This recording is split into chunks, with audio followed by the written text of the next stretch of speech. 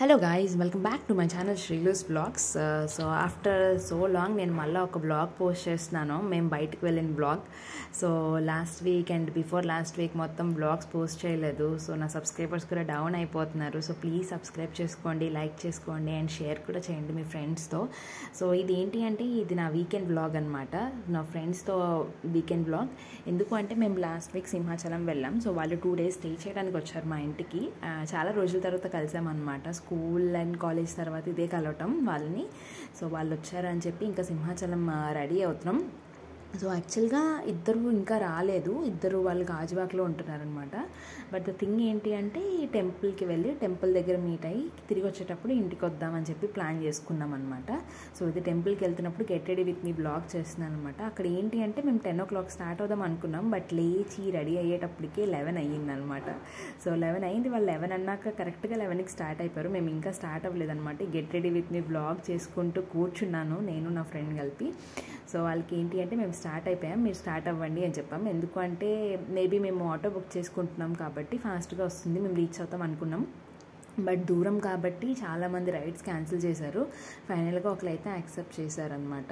180 are 210కో 218కో మేము వెళ్ళాము. నాకు అంతగా ఐడియా లేదు, మర్చిపోయాను అనమాట.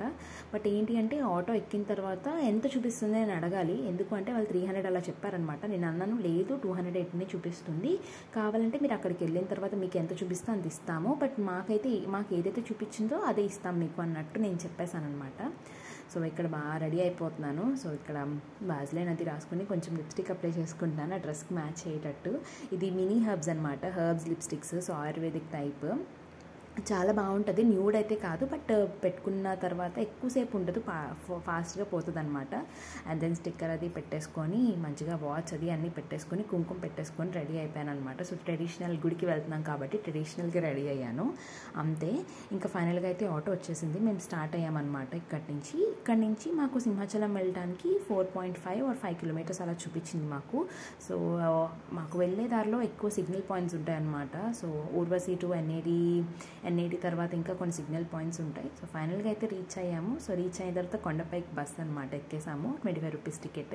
ఇక్కడ ఏంటి అంటే ఏం తీస్తున్నావు అని అడిగారు. సో వీడియో తీస్తున్నాను అంటే దీనికి అంటే యూట్యూబ్ కోసం అన్నాను. అదైతే మళ్ళీ పిలువు, నేను మళ్ళీ హాయ్ చెప్తాను అని చెప్తుంది ఇక్కడ మౌని అనమాట. అందుకే చెయ్యది అడ్డు పెట్టేసింది. సో మళ్ళీ పిలిచాను, ఇక్కడ హాయ్ చెప్తున్నారు ఇద్దరును. సో ఫైనల్గా కొండకైతే రీచ్ అయిపోయాము. ఇక్కడ పైనుంచి చూస్తే అసలు భలే ఉంది సిటీ అంతాను, మంచిగా గ్రీనరీ అది ఇది అంతా కూడాను. నెక్స్ట్ ఇక్కడ రీచ్ అయిపోయిన తర్వాత ఫోన్స్ అవి మన చేతిలో ఉండవన్నమాట. మనం ఫోన్స్ అవి సబ్మిట్ చేసేయాలి కాబట్టి పర్ పర్సన్ ఒక ఫోన్కి 5 rupees చార్జ్ చేస్తారు. అలాగే బ్యాగ్స్ కూడా మనం పెట్టేసేయాలి. మనం ఏమైనా బట్టలు అవి తీస్తే లోపలికి తీసుకెళ్ళకూడదు. సో ఇక్కడికి వచ్చిన తర్వాత బ్లాగ్ అంటే వీడియో తీయగలిగాను.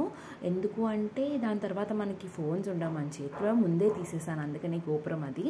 సో గోపురం అది తీసేసిన తర్వాత ఫోన్ సబ్మిట్ చేసేసాము. దాని తర్వాత లోపలికి వెళ్ళిన తర్వాత వీడియో తీయడానికి అవ్వలేదు. ఇవైతే ఫొటోస్ కొన్ని పెట్టాను మేము అక్కడ తీసుకున్నవి టెంపుల్ దర్శనం అయిపోయిన తర్వాత తీసుకున్న ఫొటోస్ అనమాట. ఈ 2 నామం పెట్టించుకున్నాం, 10 rupees చార్జ్ చేశారు.